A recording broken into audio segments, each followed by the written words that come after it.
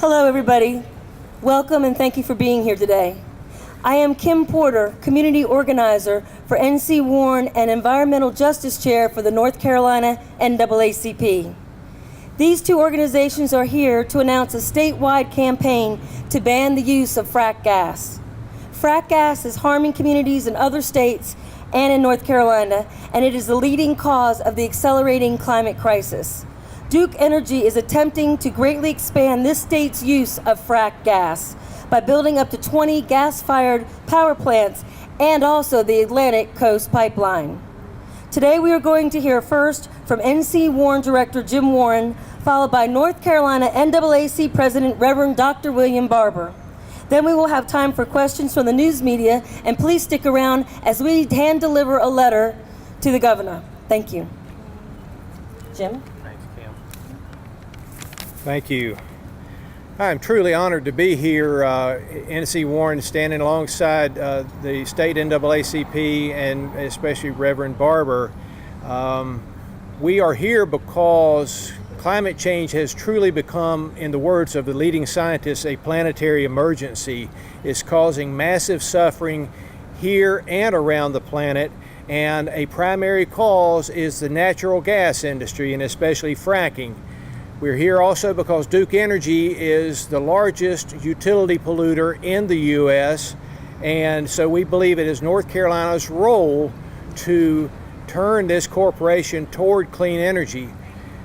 The science is clear on climate change, and many scientists around the world are sounding the alarm.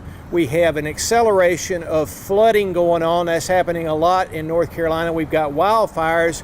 We have drought and famine all over the world. We have people that are hurting here and all over the world. We have both NASA and NOAA scientists warning of the potential for a 10-foot sea level rise by 2050 if we don't change course. So climate change is no longer a grandchildren issue. It is a banging down the door emergency. As stated by Naomi Klein, by the scientists' own account, this is a threat to the existence of humanity and all creatures. The U.S. public has not been hearing about the urgency of climate change and the science showing that we have to stop methane emissions from the fracking industry. One of the most acute things happening is record global heat that began in 2014 and which has continued to remain high ever since, breaking records again in 2015 and 2016. So the past 4 years, global heat records and temperatures have been far above any previous years on record.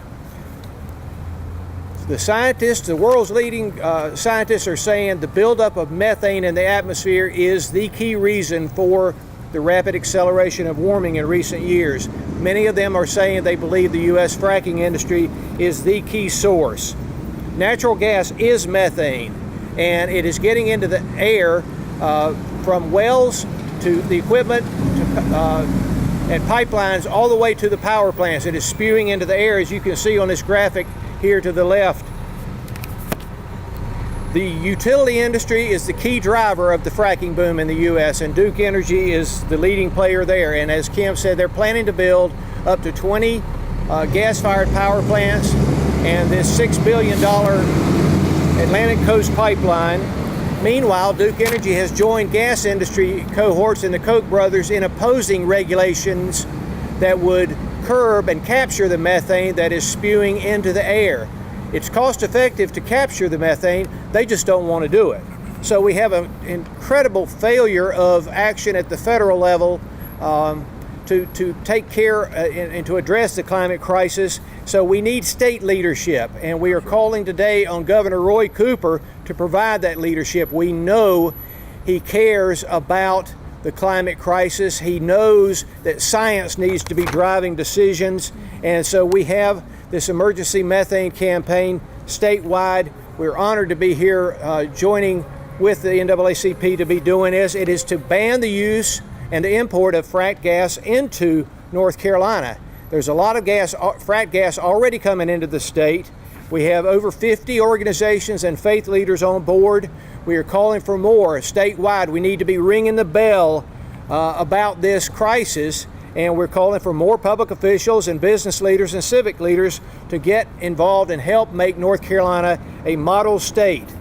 Finally, the scientists say we are moving quickly toward a point of no return with climate change, but they insist that there is still time to avert that tipping point, and they insist that capturing the methane spewing from the gas and power industry is the only way and the best way we can do that.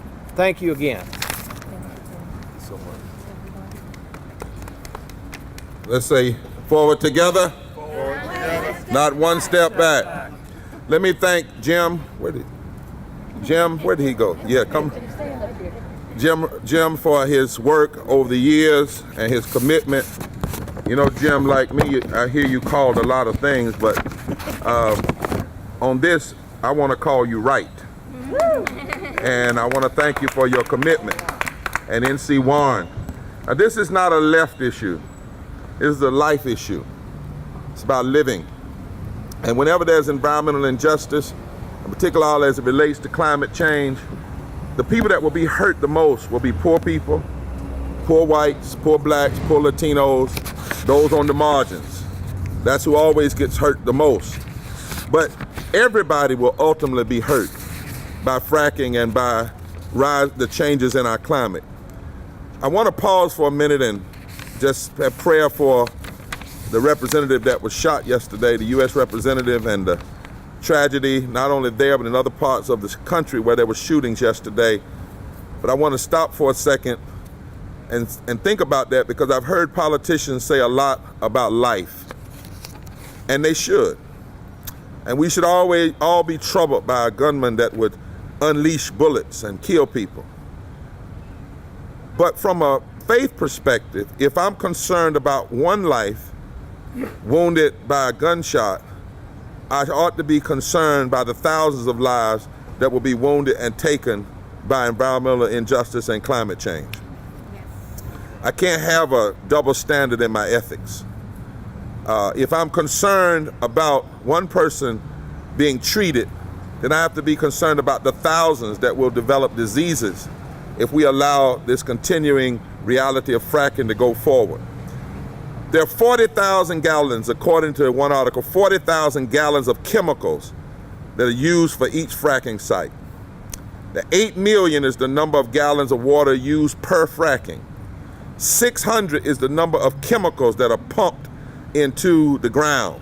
Lead, benzene, uranium, radium, methanol, mercury, hydraulic acid. None of them would you want to sprinkle on your hamburger or your chicken or your French fries.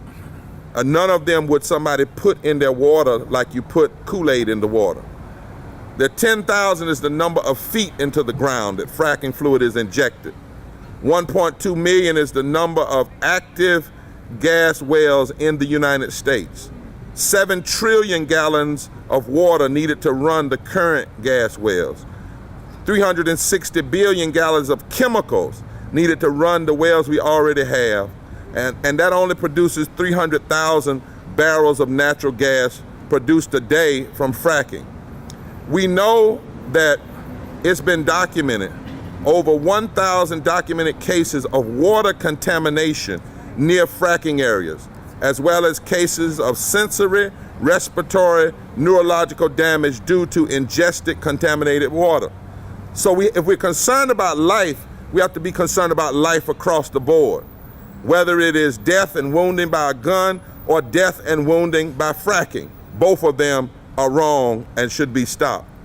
And the New York Times reported that it obtained thousands of internal documents from the EPA, state regulators, and fracking companies, which revealed that the wastewater, which is sometimes hauled to sewage plants not designed to treat it, and then discharged into rivers that supply drinking water, contains radioactivity at levels higher than previously known, and far higher than the level that federal regulators say is safe for these treatment plants to handle.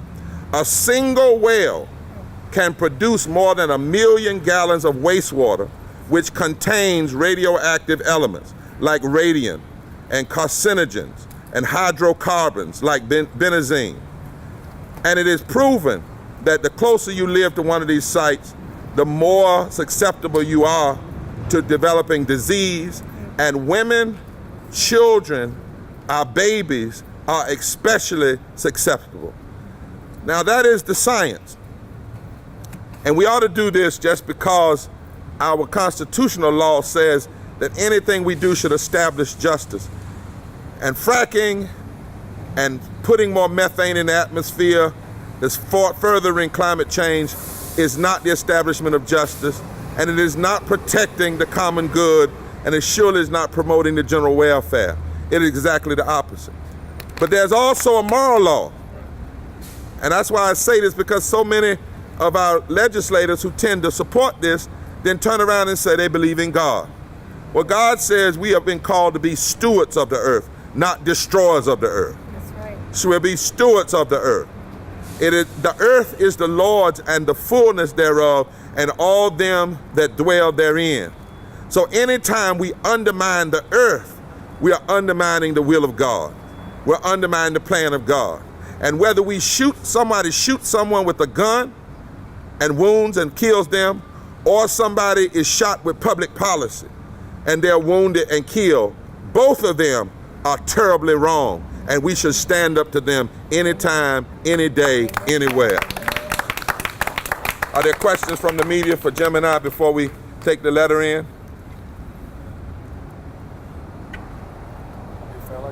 All right. Any thoughts? All right, so if Kim, you have the letter? Yeah. Let's let the media see it too. Where's Yolanda? I'm right here. Yes. Let's let them see it. Yeah. Open it up with Jim and I. We're gonna sign it, Jim? We've got, they're already signed. We've got, it's a resolution, is over 50 nonprofits and faith leaders on board. It's the first piece. There you go. I'm telling Roy Cooper, no AC pipeline, no There you go. pipelines, That's the and main no thing. frack gas after 2022. Okay. And it's already been signed. Fine. I'm trying to get to this. I want for the media. These are the things, these are the, Yes. there's the- Can we read the resolves? yes, sir. Please, Yeah. Reverend Barber, would you please read that? Yeah. Here you go. I'm gonna give you the microphone. Be it resolved that North Carolina Governor Roy Cooper shall use his constitutionally granted executive authority to ensure that by December 31st, 2018, no natural gas originating from fracking operations is used in or transported through North Carolina. We don't want it here or transported through North Carolina.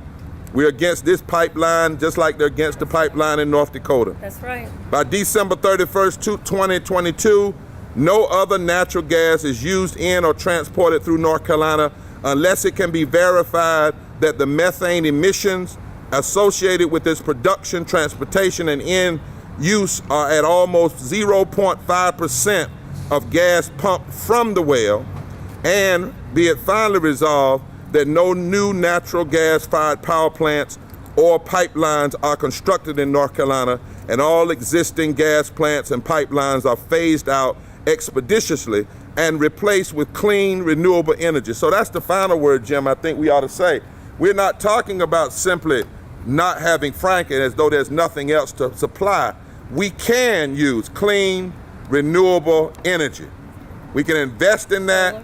It can be cheaper, it can be more affordable, and it can help to change the upward track of climate change and heat, and it can preserve lives and preserve the life of the earth itself.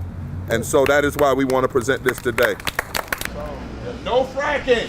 No fracking. Now. Now. No pipeline. No pipeline. Now. Now. Clean. Clean. Renewable. Renewable. Energy. Energy. Now. Now. That's the better way. That's the better way.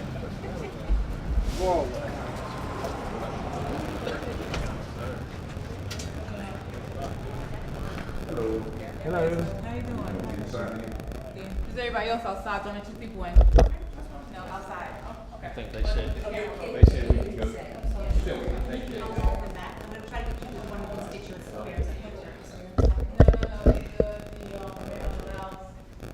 can't come in the lobby? We're not going back. Yeah, they can come in the lobby. I told the gentleman, I would let 1 or 2 people back in. That's what we But did. I'm saying you can't stop people from coming to the public dealing. I'm trying to get one of the aides to get their side of the too, so they can be here when it happens. Well, we were going back. Can't we go back? And we just want, Yeah, we ma'am, want to go we back. just wanted to wait in the lobby. We just wanted to wait in the lobby. We weren't all going up. Is that appropriate? Y'all, come on in. Come on in. We are waiting in the lobby, and these 2 gentlemen are going to be going upstairs. So that's the following permit. We have the constitutional right to I think we just sell take it marijuana. here. I think we're taking it. I just want to know the few rules because our lawyers here. If there's a constitutional Yes, reason, they right. can't be in the lobby. That's right, they can sit here. Right, that's what I thought. Yeah, we have the constitutional right to be I here. understand it's not a right, I'm agreeing to the Barber, why they're trying to accommodate what this gentleman's asking. Thank you so much. Jim, thank you so much. We don't go back. We don't have to come back. First of the meeting.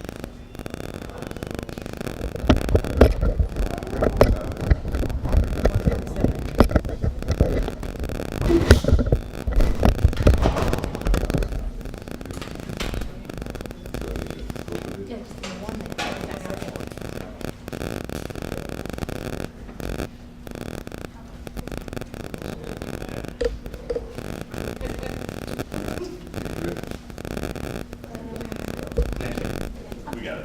Thank you so much. I want to come through. Okay. Yes, sir, come on. I want at least visit the deal in my tax dollars. Can we go back? Yes, sir, yes. We got it.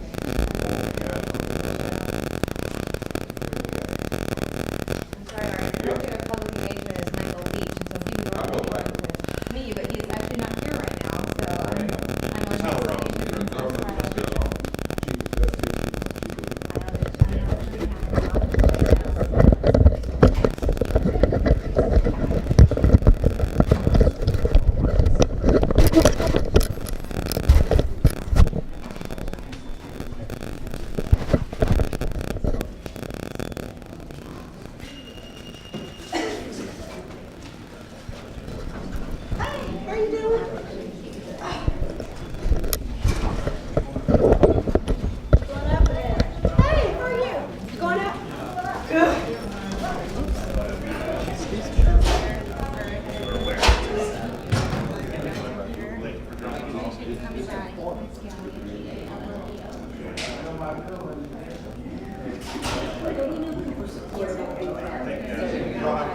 How you y'all look? Come here. We're the intern. Now, this is Jim. Hi, Jim. He's gonna go down and get. Hi. And you're from where? I'm an intern here too. Okay, now okay, y'all know climate change. Yes, sir. Y'all tell the government. I used to get coached when I was your age in an intern. Your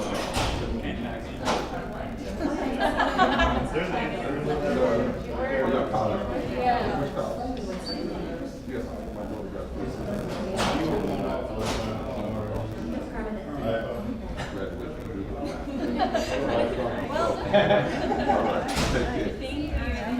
I remember you used to try to lock me up out there. No, I didn't. I didn't. It wasn't me. That was you. No, it wasn't. All right. Thank you so much. You're welcome. Thank you, Jim. Thank you, sir. She used to represent the airport. No, I tried to. Okay. How you doing? Mati, How you doing? thank you for whatever you do. I used to work for Senator Madrasa. I know you work for. I know. That's right. My friend Linda And Williams. Linda Week. Now you can't talk to Linda because she tells stories about me. But they're true. That's the problem. I just don't like her to tell her everything she knows. All right. She love you. I love her too. You got any closing remarks for the stream? No, that's my buddy here coming. So tell us what happened. Well, I think this is an important moment, you know, when you see that climate change and dealing with fracking, environmental justice, not only the environmental issues, but the civil rights issues. And when we can stand together and build fusion coalitions, it's almost like healthcare. You know, Dr. King said of all the things that people can do. Denial of health care is the most criminal. I want to update that. I believe in fighting for justice, but if you don't have an earth to live on, you can't even fight for justice. That's it. So of all of the most criminal things you can do is to deny people health care and then implement policies that'll make them sick and destroy the earth. And not only make individuals sick, but make the whole earth sick. And we have to stand against that and call on our governmental leaders to. This is serious business. This is about literally the future of the country, the future of the nation. There are places out on the coast, you get an inch or two in sea red, they're no more. They're no more. And people can't deny what is real and what we have created by our greed and what we can stop if we will turn from our greed and turn to something better. Jim? Still time to stop it. We need the public across the state and across the nation to join us and take action. This is the time. This is the time. God bless you all. Forward together. Not One step back. All right. Thank you. Yeah, that's down east. Yeah, this right here is down east from where I'm from. Probably part of the Dismal Swamp. Now this is where it is now, but global warming would wipe this out. Wipe out fishing, wipe out this area. This is up in the hill. That's up in the mountain, but this is where I'm from. This is down on the coast. These are the places, and this is where every county that's more than 50% African American is down in these areas. This is where the poor folk live, white and black. This is where they are. This is where the Latinos are sharecropping. And climate change and global warming will literally flood all of these areas. This is really what this is about. That's good fishing. Good fishing, but not if you flood it. You won't be able to get to it. Right. All right. Thank you all. Awesome. Thank you, sir. Sorry. No, that's it.